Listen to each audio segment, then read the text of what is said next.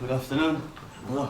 Mr. President, I'm Ted Anthony from the Associated Press. Very nice to meet you. Thank you so much for sitting down with us. The purpose really that I have brought to this visit here in New York, in the peripheries of the UN General Assembly, has been to try to reintroduce the Philippines to our American friends, both in the private sector and in the public sector.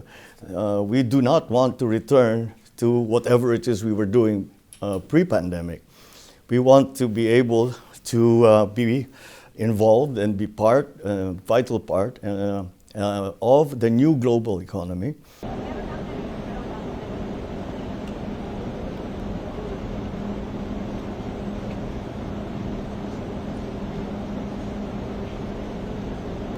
And he is in possession.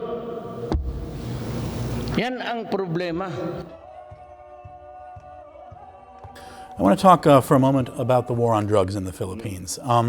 The methods used in it during Mr. Duterte's administration were controversial, to say the least, internally and externally. And I'm interested in, can you give a sense of what your approach to that is and how, if it differs from Mr. Duterte's?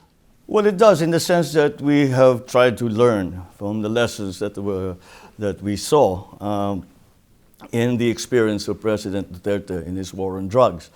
And I think one of the main lessons is that his emphasis was on enforcement. And in our analysis, enforcement only gets you so far. Do you think that President Duterte went too far in the way he approached it? Well, that was his emphasis.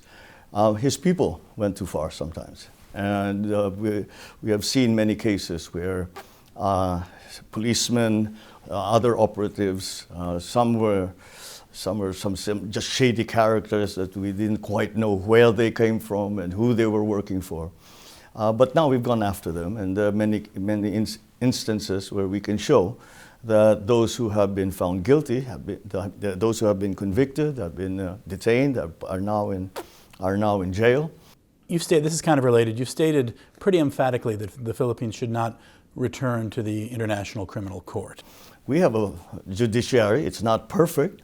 We have enforcement, the courts are functioning, and I do not understand why we need an outside adjudicator to tell us how to investigate, who to investigate, how to go about it. We have our own system, and it's functioning.